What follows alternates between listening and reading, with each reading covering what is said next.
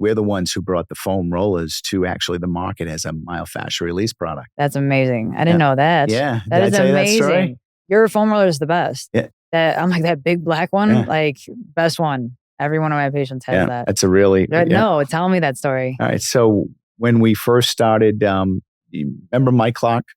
I do, yeah. NASM Mike Clark? Yeah. Yep. So Mike Clark was, when Mike was presenting for us, this was pre-NASM days. Insane. There was a product that we started carrying, but it was these rollers. They were half round rollers, and they were rollers just like your foam rollers today. Mm-hmm. But they weren't for foam rolling like we know it today. They were for practice that we were actually selling videos of, which was Feldenkrais. It was Alana Parker, and she had 2 videos, and she helped us find where to get the rollers, so that, because it was part of the Feldenkrais method is keep the body in balance and alignment, and it will self, and when the body's aligned, it will self balance out.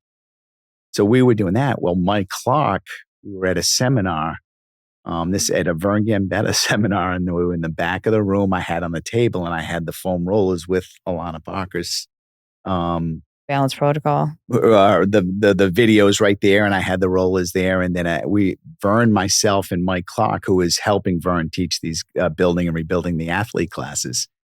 We came back into the room at lunch 15 minutes before everybody was coming back from lunch, and Vern grabbed a medicine ball and started to roll on a medicine ball. Mike Clark grabbed the foam roller and started to roll on the foam roller. Well, anyways, as we started to do a lot more with Mike Clark, he was using foam rollers in his hands-on. So we started to sell it as a myofascial, because we weren't selling many as Feldenkrais. Right.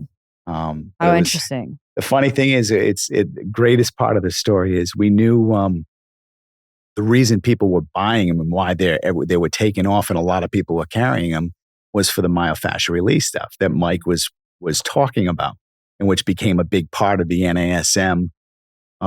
Their performance protocol. That's amazing. And so the funny thing is a lot of people that were selling them were still showing like the balance stuff. Yes. Like they were still trying to not copy of you, but like not do it correctly. They knew people were looking for them. They knew people wanted the foam rollers. But they didn't understand it. Correct. That's so funny. Yeah. We've come a long way in that small amount of time.